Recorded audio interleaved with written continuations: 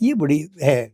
अब आप यही देख लीजिए, आज राजनीति हो, ये भी मैं नहीं मानता कि ओनली पोएट्री, राजनीति में भी फकीर लोग आए, ऐसे लोग भी राजा हरिश्चंद्र जैसे भी है कि ख्वाब में भी किसी ने मांग लिया, राज एक फकीर ने मांग लिया तो उसे विश्वामित्र को छोड़ के चले गए। तो ये त्याग, जिन चीजों से आप बहलना चाहते हैं, ये गौतम बुद्ध के और भगवान महावीर के पास तो थी, लेकिन त्याग दिया ग्रह महावीर ने, चले खोजने सच को, काल चक्र की गति कब रुकती, चाहे जितना रोको। त्याग दिया ग्रह, क्योंकि धरा पर घर घर कारागृह था, दृष्टि उठाकर महावीर ने दिशा दिशा में देखा मनुज वासनाओं के तम में घिरा हुआ है। अब 2 पंक्ति मैंने यहाँ कही है जी। स्वस्थ समझते हैं अपने को, अनगिन रोग लिए हम, स्वस्थ समझते हैं अपने को, अनगिन रोग लिए हमने भोगे कहाँ भोग, भोगों ने भोग लिए हम। क्या बात, हमें तो भोग खा गए। तो ये भी मैं नहीं मानता कि जहाँ बहुत टैलेंट है, जहाँ बहुत विकास है, वहाँ उसी लेवल का पैसा भी चाहिए। नहीं, ऐसा नहीं है, ज़रूरतों के मुताबिक किसी को मिल जाए बहुत है। एक प्रतिभाशाली के पास प्रतिभा है, इसलिए जो उसका धन है, वो प्रतिभा उसका धन है, उसकी सुरक्षा में थोड़ा बहुत आता है तो आ जाए। पर मुझे लगता है कि जो आत्मा का सुख वही पाते हैं जिन्होंने पहले भोगों को भोगा हुआ है। त्याग वही सकता है जिसके पास उपलब्ध है। देखिए, दरअसल बहुत कम लोग हैं जो बिना जिस पे है ही नहीं वो क्या त्यागेगा। That's point, yes. जिस पे है नहीं वो अटैच जो है वही तो डिटैच होगा। बिल्कुल बिल्कुल। जब भोगा नहीं है तो त्याग किस बात का। सही बात है। अटैचमेंट जो है उसी से डिटैच होना है जी। लेकिन उसमें एक चीज ये भी आती है कि हमारे यहाँ बाल्य ब्रह्मचारी भी है, उन्होंने भोगा नहीं है, त्याग ही त्याग है। तो वो दूसरों के एक्सपीरियंस से जीवन में आ जाता है कि आपने बच्चों को सिखाया कि देखो ये पानी बहुत ज्यादा है, इधर मत जाइए आप। तो अब बच्चे को अनुभव की जरूरत है, वो प्रयोग नहीं करके देखेगा, उसे आपने बता दिया कि आग जला रही है, तो ये जरूरी नहीं है कि वो खुद भी हाथ दे के उसे देखे। इस तरह भी हमें किताबों के द्वारा, अनुभव बुजुर्गों के द्वारा मिलते चले जाते हैं। जी जी। एक और भी है कि वर्धमान महावीर भगवान की आप बात कर रहे थे, जब उनको पहली बार ज्ञान हुआ तो वो 6 साल के लिए मौन हो गए। हाँ, चुप हो गए, उन्होंने किसी से कोई बात नहीं करी। तो आपको नहीं लगता कि जो लोग मोमेंट में नहीं जी रहे हैं, भविष्य की चिंता कर रहे हैं या पास्ट में जी रहे हैं, देखिए उनके लिए क्या कहेंगे आप? ऐसा है, पास्ट जो है वो हमारे लिए अनुभव बनता है, हम चाहे उसमें नहीं भी जी रहे हैं। वर्तमान में पास्ट नहीं होता, लेकिन पास्ट का जो एहसास हमारे साथ है वर्तमान में। जैसे आपने 4 साल पहले खीर खाई हो, तो वो खीर तो आज नहीं है आपके पास, लेकिन उसका स्वाद वर्तमान में भी आपके साथ है।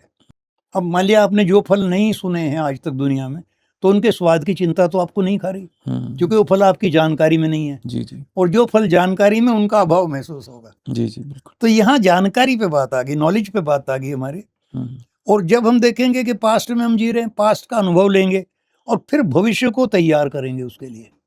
वर्तमान क्या है, आप नदी के बीच में खड़े हैं, आपकी नाव नदी के बीच में है, किनारे से आप आ गए, वो आपका भूत था, पास्ट है आपका।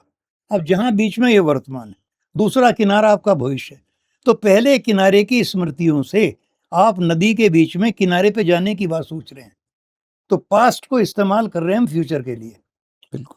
ये पास्ट के अनुभव वर्तमान में हमें फ्यूचर में ले जाएं और हम कुछ बेहतर बन जाएं। इसलिए जो अभी की जो राजनीतिक सिस्टम है, इस पे आपने कभी कुछ लिखा है? जैसे देखिए, राजनीति मेरा विषय तो कभी नहीं रहा जी जी, लेकिन ऐसा है जैसे आप एक बस में जा रहे हैं और रास्ते के पेड़ भी आपको दिखाई दे रहे हैं, उन पेड़ों की जरूरत आपने महसूस नहीं की, फिर भी वो आपको दिखाई दे रहे हैं, पीछे पीछे भाग रहे हैं। तो राजनीति में हमारा कोई इंटरेस्ट तो नहीं है, लेकिन जिस राजनीति में सुकून प्राप्त हो जाए, जिसकी व्यवस्थाएं हमें शांति दें, डिसिप्लिन दें, वही बेहतर है। अच्छा, हाँ। एक सवाल है कि जो नौजवानों की तरफ से ये सवाल है कि इश्क मुकम्मल होता है, उनके शेर अच्छे होते हैं, जिनका मुकम्मल नहीं होता उनके नहीं अच्छे होते। देखिए, ऐसा है जब कोई सामान खरीदते हैं जी, तो हम लुभाव भी चाहते हैं कि भाई हमने सब्जी ली है 50 रुपए की, धनिया मिर्च इसमें ऐसी डाल दें। तो अगर जीवन में इश्क आ जाए तो और अच्छा है, और अच्छा है। और इश्क ना भी आए तो शायरी तब भी आदमी में आ सकती है, अनुभव हो। मैंने पहले एक मिसाल दी है एक दो मुशायरों में कि हेलीकॉप्टर में बैठकर पाँव में कांटा चुभने की बात कहना भी अक्लमंदी नहीं है। और जुल्फों की बात कहना और हाथ में बकरी की पूंछ भी ना आए, वो भी नहीं है अच्छा। तो अनुभव हो जाए तो और भी अच्छा है, और ना अनुभव तो थ्योरी में तो आप चलेंगे कहेंगे ही। तो ये है, दोनों तरफ है। इश्क भी इंसान को बेहतर बनाता है। मैंने एक शेर बहुत पहले कहा था, इश्क इंसान को खुद रुतबा इंसान बख्शे। इंसान का एक मेयार स्टैंडर्ड दे देगा।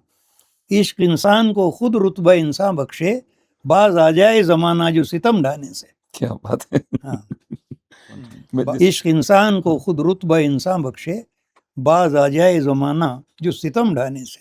अब प्रेमी लोगों को देखिए आप, एक बच्चा है बेचारा, कपड़ों का पता नहीं है, जूती का पता नहीं, इश्क उसके अंदर प्रेम है। छोटी छोटी उम्र के बच्चे हैं, बड़ी शुद्ध और पवित्रता से प्रेम करते हैं, और माँ बाप हैं कि उन्हें इस तरह बताया जाता हमारी तो इज्जत है, नाक कट गई।